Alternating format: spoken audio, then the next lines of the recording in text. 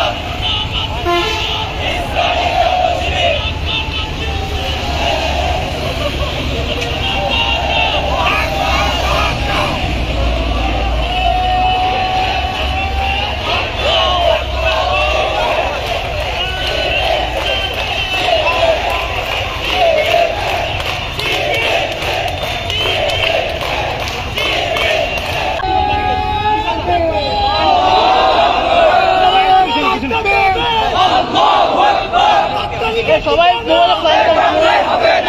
হাসিনার ঠিকানা হবে না, যুবলীগের ঠিকানা হবে না।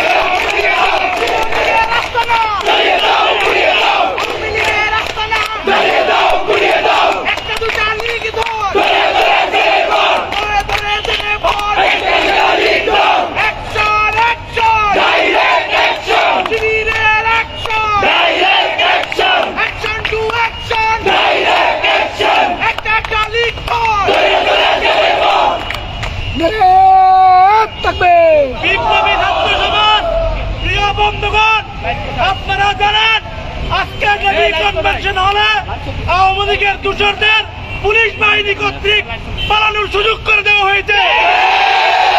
এই জন্য আমরা আজকে এই বিক্ষোভ মিছিল অবস্থিত হয়েছি।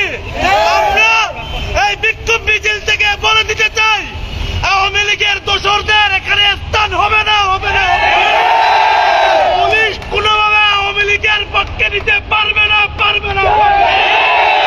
আজকের প্রোগ্রাম থেকে বলে দিতে চাই, ছাত্রলীগের স্থান এই দেশে হবে না, আওয়ামী লীগের স্থান এই দেশে হবে না, যুবলীগের স্থান এই দেশে হবে না। শান্তর খুনিদের শাস্তি দেওয়া পর্যন্ত আমরা শান্ত হব না। আজকের এই প্রোগ্রামে উপস্থিত আছেন বাংলাদেশ ইসলামী ছাত্র শিবিরের চট্টগ্রাম মহানগর দক্ষিণের সংগ্রামী সভাপতি ইব্রাহিম রনি ভাই। এ পর্যায়ে বক্তব্য রাখবেন ইব্রাহিম হোসেন রনি ভাই।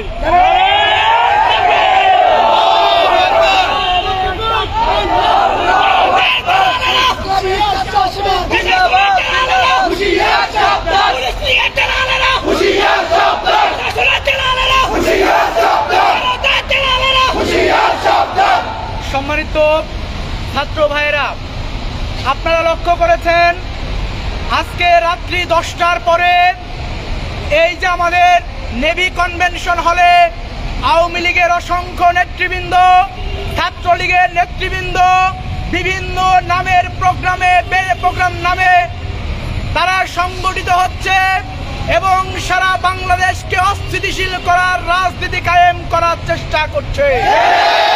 আমরা লক্ষ্য করেছি আজকে বিপ্লবের 6 মাস অতিক্রান্ত হলেও এই সরকার কার্যত কোনো ভূমিকা পালন করতে পারে না।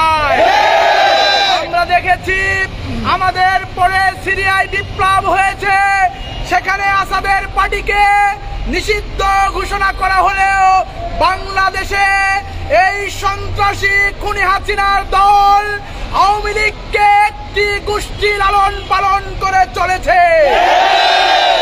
আমরা বলেছিলাম শুধু ফল নিষিদ্ধ করলে হবে না, এই কাজকেও নিষিদ্ধ করতে হবে। আমরা লক্ষ্য করেছি, আমরা দেখেছি গত কয়েকদিন আগে ফরিদপুরে আমাদের ছাত্র শিবিরের কর্মীদের উপর আক্রমণ করা হয়েছে। আমরা লক্ষ্য করেছি দেশের বিভিন্ন জায়গায় সমন্বয়ক যারা ভূমিকা পালন করেছে তাদের উপর আক্রমণ করা হলেও প্রশাসন কার্যত কোনো ভূমিকা রাখে না। আমরা লক্ষ্য করেছি গতকালকে এই চট্টগ্রামের সবচেয়ে যে জায়গাকে আমরা সিকিউর মনে করি, যে জায়গায় সবচেয়ে বেশি নিরাপত্তা দেওয়া হয়, এই তামপাড়া পুলিশ লাইন যেখানে বিভাগীয় কমিশনারের কার্যালয় রয়েছে, সেখানে ছাত্রলীগের মতো নিষিদ্ধ সংগঠন কিভাবে মিছিল করে আমরা প্রশাসনের কাছে জবাব চাই। আমরা লক্ষ্য করেছি আমরা যখন প্রশাসনের সাথে যোগাযোগ করেছি তারা আমাদেরকে বলার চেষ্টা করেছে তারা ছাত্রলীগের বিরুদ্ধে অ্যাকশন নিয়েছে, কিন্তু তারা কার্যত কোনো অ্যাকশন নেয় না। আমরা লক্ষ্য করেছি একটি নিষিদ্ধ সংগঠন হওয়া সত্ত্বেও গতকালকে